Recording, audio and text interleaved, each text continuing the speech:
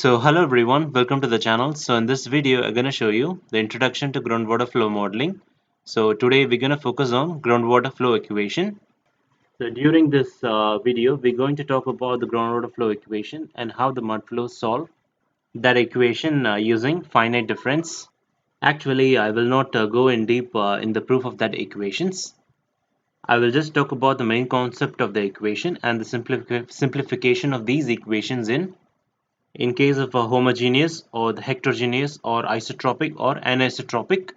Then we're going to discuss in the next video how the finite difference works. So let's start generally talking about the groundwater flow equation. So we can say that a groundwater flow equation is mainly a combination of the principle of mass of conservation and Darcy's law. I will talk briefly about the output of the principle of mass conservation and the output of Darcy's law.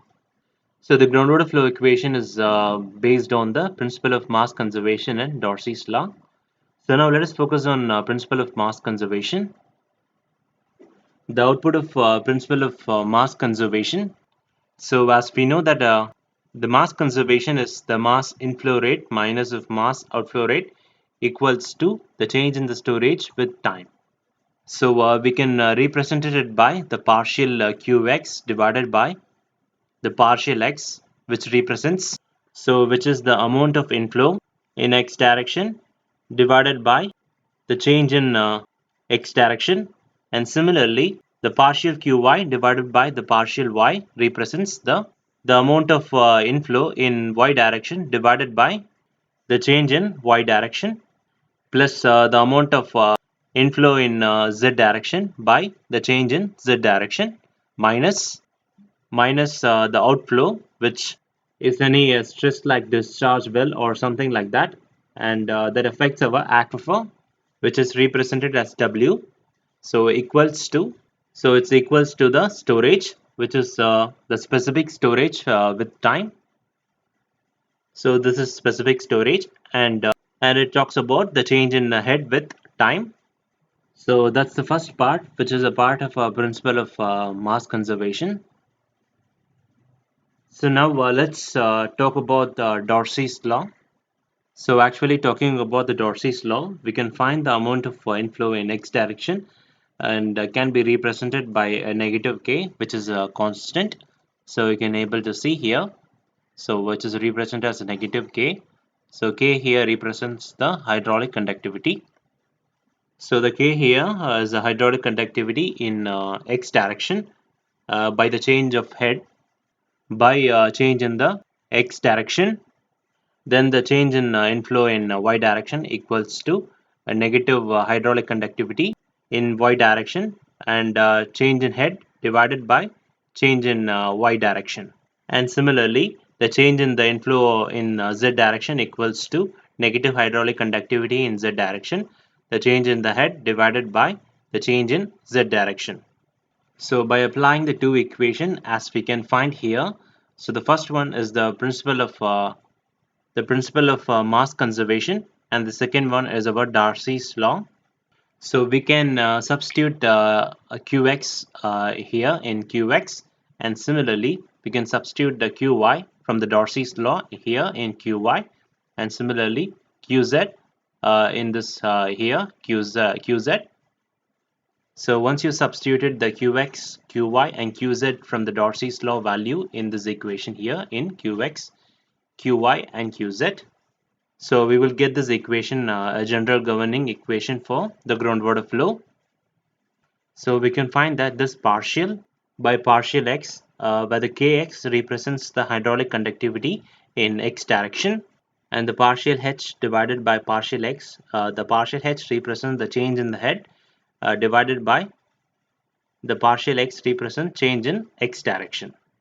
So kx is the hydraulic conductivity in x direction, multiplying the change in the head divided by change in x direction. And actually the change in the head, which means the change of the water level.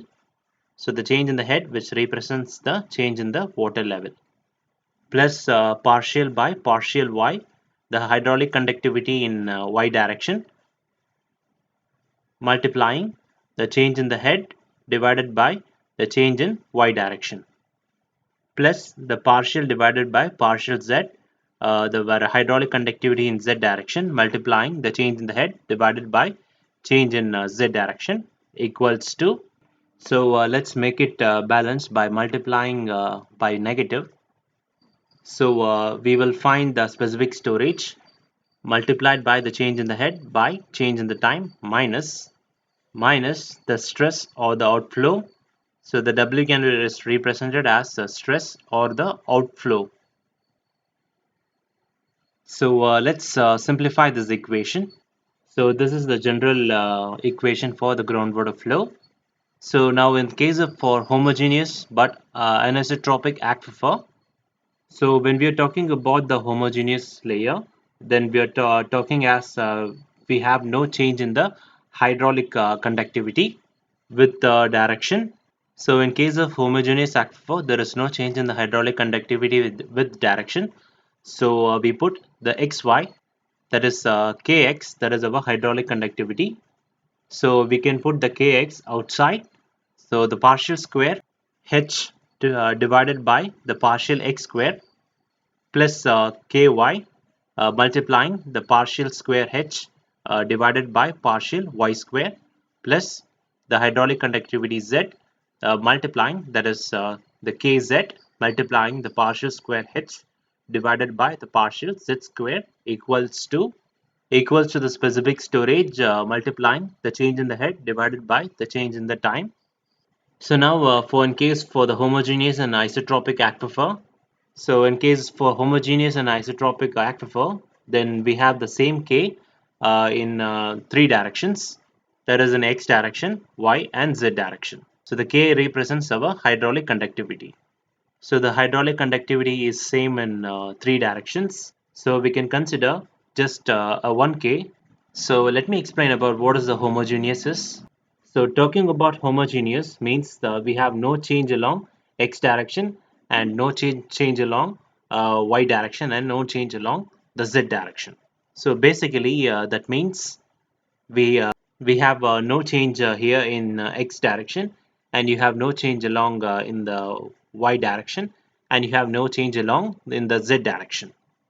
And actually it doesn't mean the x equals to y, or y is that is the x is not equal to y and y is not equal to z. So what I mean by that is the homogeneous. So that means if you have a particle here and this particle moves in x direction, it has no change with time. So no change in time in x direction, but it doesn't mean in y direction is equal in x. So it doesn't means that the y direction is equal to x. It means the particle in x direction, it moves in the x direction with the same value.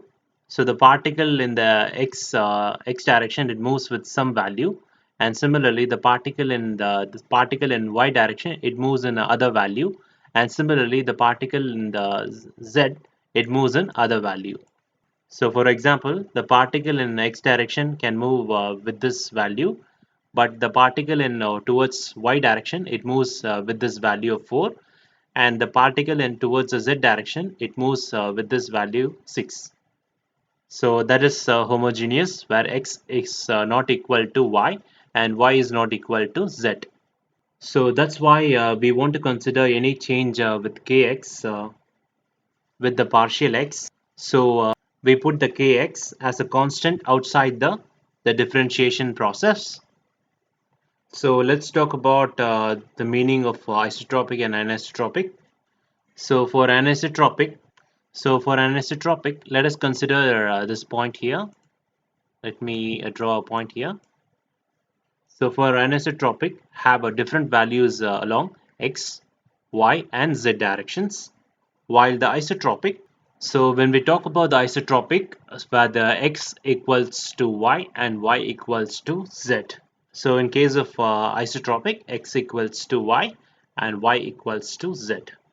So when we talk about the homogeneous but anisotropic aquifer, that means the kx is not equal. the kx is not equals to ky and ky is not equals to kz. While talking about the homogeneous and isotropic aquifer, where the kx equals to ky and ky equals to kz. So kx equals to ky and ky equals to kz. So that makes the k just one constant value, so we can divide by it. So I hope it's clear right now. So when we talk about the horizontal flow, and of course the horizontal flow means there is no z direction, no partial square. So the partial square h divided by the partial x square plus in the y direction the partial square h divided by the partial y square equals to the right hand side of this equation. So for steady state flow, so for the steady state equation we can say the term of time should be removed. So in the steady state the right hand side of the is equals to 0. So this equation is also called as Laplace equation. So now let me explain about what is a homogeneous aquifer. So homogeneous aquifer is one in which the hydraulic properties such as the hydraulic conductivity and the porosity are uniform throughout. This means that the material making up the aquifer is consistent in composition and the structure is everywhere within the aquifer. So it is consistent in composition and structure everywhere within aquifer. So the key points, the uniform properties, the hydraulic conductivity and the porosity are constant. And it is easier to model and predict the groundwater flow and transport. So rare in nature, the most natural aquifer shows some degree of heterogeneity. And what is a heterogeneous aquifer? So the heterogeneous aquifer is the one in which the hydraulic property varies spatially. The composition and structure of an aquifer material changes from one location to another and leading to a variation in hydraulic conductivity and porosity. The key points, the variable properties. The hydraulic conductivity and porosity changes with location.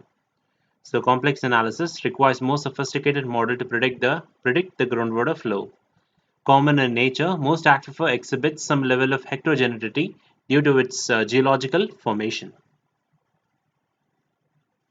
So let me explain about isotropic aquifer. So the isotropic aquifer has a hydraulic property that are same in all directions.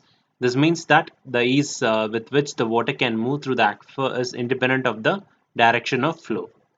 So the key points, the direction independent properties, the hydraulic conductivity is same in all direction. The simplified flow pattern, the groundwater flows is more predictable and easier to model. Idealized condition, perfect isotropy is a rare in nature natural aquifer. So what is an anisotropic aquifer? So the anisotropic aquifer has a hydraulic property that vary with direction. The hydraulic conductivity is different in different direction, which can influence the flow path and the velocity of groundwater. The key points, the direction dependent properties. The hydraulic conductivity varies with direction. The complex flow pattern, so the groundwater flows is influenced by directional variation and requiring more complex modeling, and it is a common in nature. Many aquifer exhibits the anisotropic characteristics due to the geological layering, fractures or bedding planes. So now here you can able to visualize the anisotropic and isotropic properties. So we can classify this particular as a heterogeneous anisotropic aquifer, and this particular as a homogeneous anisotropic, and this particular is classified as the heterogeneous isotropic, and this particular one is the ideal, that is homogeneous isotropic. This one is homogeneous isotropic. So this is the characteristics of the hydraulic conductivity in two dimension. So first one is the homogeneous isotropic, and the second one is the homogeneous anisotropic, and the third one is the heterogeneous isotropic, and fourth is the heterogeneous anisotropic. So what is homogeneous versus heterogeneous, isotropic versus anisotropic?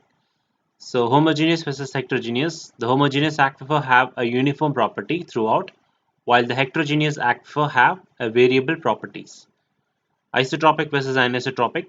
isotropic aquifer have a uniform hydraulic properties in all directions, whereas the anisotropic aquifer have a directional variation in hydraulic properties.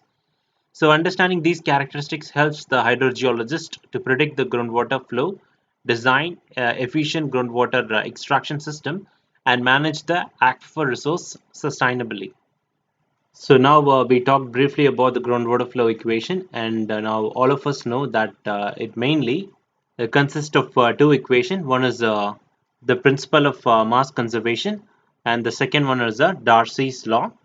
And also we know how to get the general form of equation that will solve with mud flow. And to make it much simple, we used some approximations like we consider it as a homogeneous flow.